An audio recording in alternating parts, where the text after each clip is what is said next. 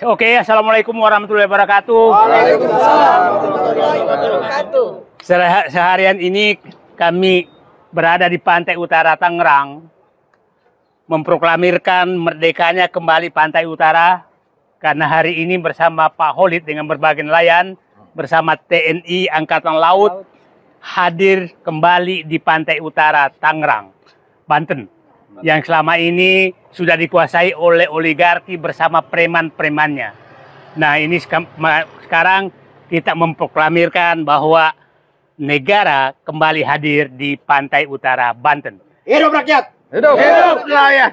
Nah, sekarang rakyat akan datang terus untuk menunjukkan itu. Nah, perlu kita jelaskan bahwa yang terjadi adalah kemarin Pak Prabowo mengeluarkan perintah berkali-kali untuk mengusut dan membongkar pagar laut. Tapi menterinya yang bertanggung jawab itu semua melimpir. Malah berputar-putar kayak gangsing. kayak gangsing kan, menunjukkan ketakutan. Bahkan wakil ketua DPR yang wakil ketua umum Gerindra juga mencari celah bahwa pusing siapa yang mau dipanggil gitu kan. Bingung dia. Nah, paling puncak adalah menteri kepolisi menyatakan tidak punya bukti bahwa ini adalah kasus pidana. Artinya anak buah Prabowo yang sekitar Pak Prabowo itu angkat tangan kecuali Angkatan Laut datang dan menyatakan diperintah melaksanakan perintah Presiden Prabowo. Oke? Pasti publik bertanya, sekuat apa sih aguan PT Agung Sedayu ini sehingga semua tunduk patuh dan takut? Oke?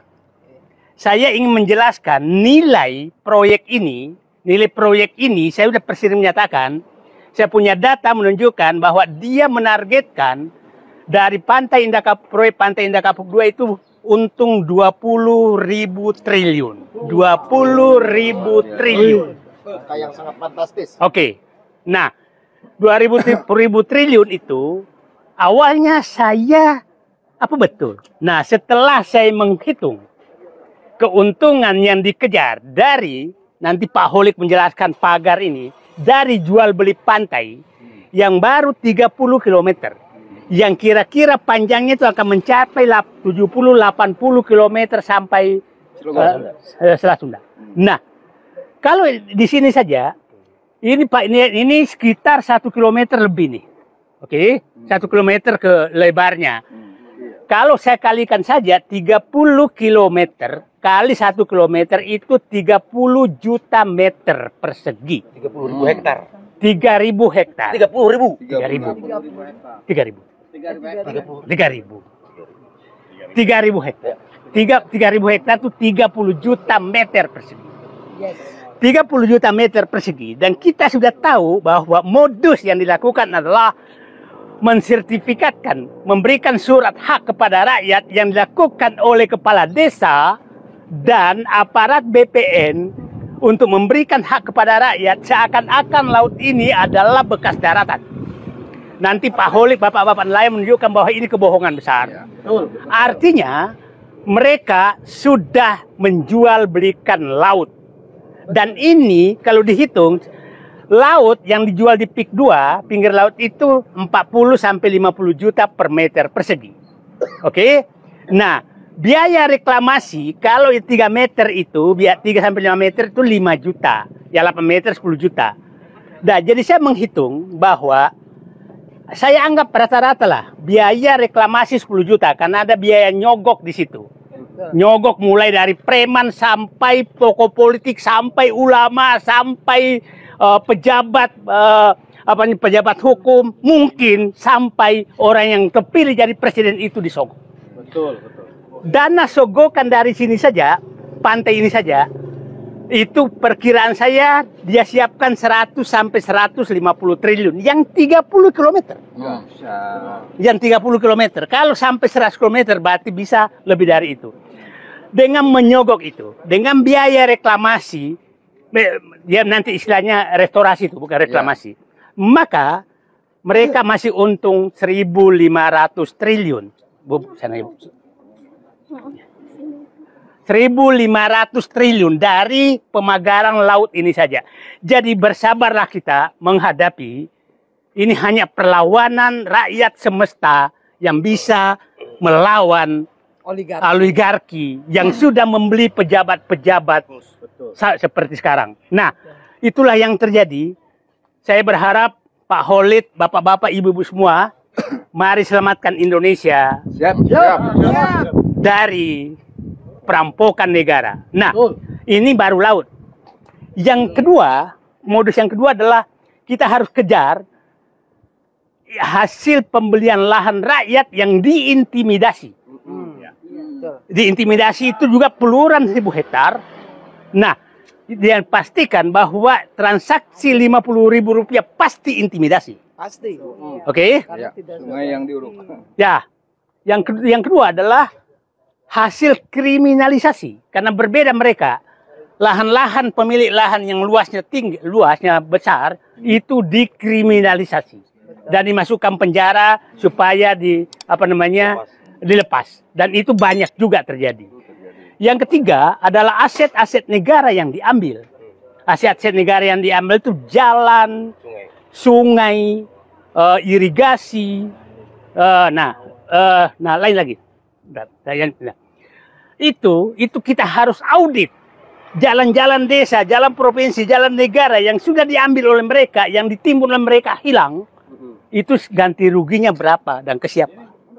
Sungai, bantaran sungai dan lain-lain itu harus dibuka semua, jalan desa, irigasi. Nah, yang ketiga adalah, yang keempat adalah pengambilan lahan mangrove yang 1.500 hektar yang selama ini dikelola negara lewat badan usaha milik negara perhutani bersama rakyat, sekarang diserahkan ke Aguan dan kawan-kawan.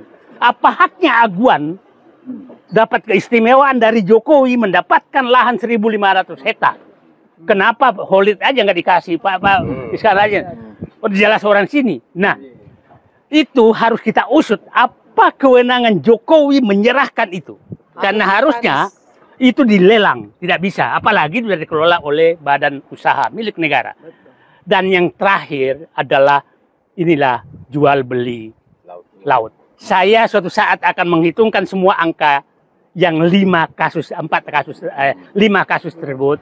Tadi saya sudah nyatakan dengan 30 km saja dipagar dan jual beli laut, mereka punya potensi menyogok 150 triliun dan potensi untung 1.500 triliun dari laut saja. Jadi kalau sampai ke sana, kalau umpamanya 90 km berarti dia bisa dapat untung dengan cara memagar laut ini itu kira-kira 1.500 kali 3 5.000 triliun dari laut saja. Nah, inilah bisnis yang mereka lakukan supaya publik paham. Nah, kepada pejabat-pejabat yang selalu menyatakan bahwa ini membuka lapangan kerja. Ya, termasuk pejabat-pejabat Pemda Tangerang, Pemda Banten, DPRD. Dia menyatakan, loh, membuka 50.000 lapangan kerja. Padahal kalau dihitung sekarang, dengan luas sawah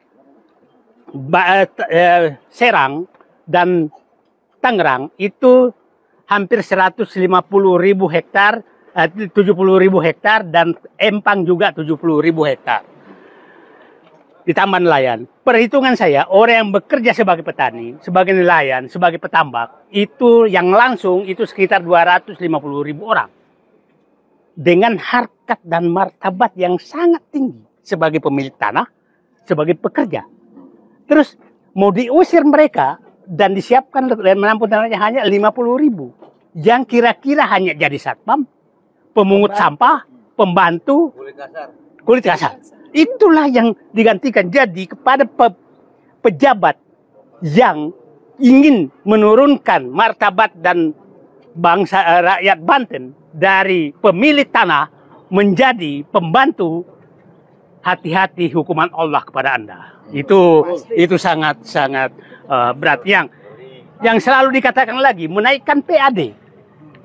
PAD, saya katakan, kalau wilayah ini, saya biasa bicara dengan Angkal, kalau wilayah ini dikelola dengan baik, dengan menjadi wilayah pertanian bagus, wilayah tambak yang bagus, wilayah perikanan yang bagus, perkiraan saya penghasilan rakyat itu kira-kira 70 triliun setahun. Yang langsung ke rakyat. Nah, kenapa Anda mau mengusir rakyat demi PAD?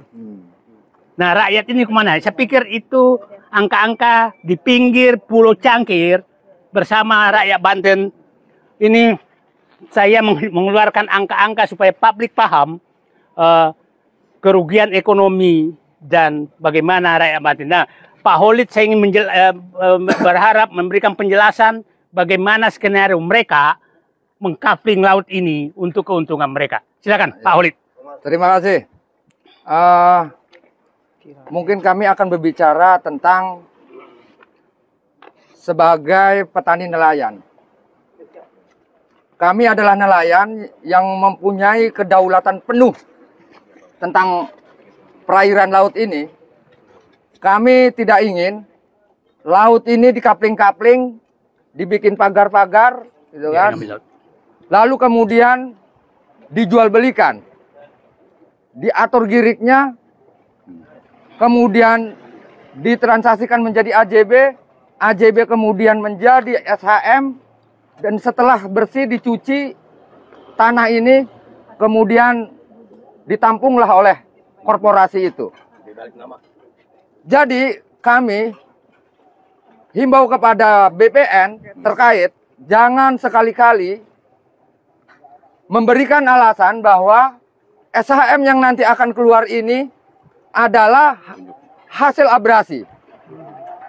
Saya tidak ingin itu, karena tidak ada ceritanya hukum di laut, laut dikapling-kapling. Gitu. Dan kami berterima kasih kepada Pak Presiden Prabowo yang sudah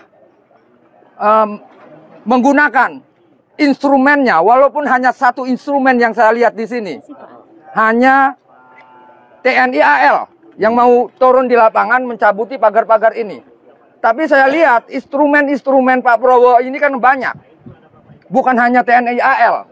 Tapi kok saya hanya melihat hanya TNI AL. Di mana alat-alat negara lainnya untuk hadir kepada masyarakat gitu. Terlepas daripada hadirnya instrumen-instrumen negara maupun tidak hadirnya instrumen-instrumen negara, kami rakyat Banten tetap akan melawan korporasi-korporasi tersebut. Karena kami adalah rakyat yang mempunyai kedaulatan, tidak ingin dikelola oleh korporasi-korporasi tersebut. Kenapa? Karena pemikiran korporasi hanya akan berpikir tentang untung rugi. Dan kami yakin, jika kami sebagai rakyat kemudian dikelola oleh korporasi-korporasi rakus. Rakus itu adalah jurang tak berdasar. Walaupun dunia beserta isinya ditelankan kepada perut mereka, mereka tidak akan pernah kenyang. Betul. Otomatis saya dan anak cucu saya pasti akan menjadi santapan mereka dengan buas. Betul. Kami tidak ingin itu. Karena kami ingin dipimpin atau dikelola oleh negara. Negara Indonesia. Artinya kedaulatan negara harus dijaga. Jika ini tidak terjadi kepada kami sebagai rakyat, maka rakyat akan mengambil jalannya sendiri. Terima kasih. Takbir! Takbir!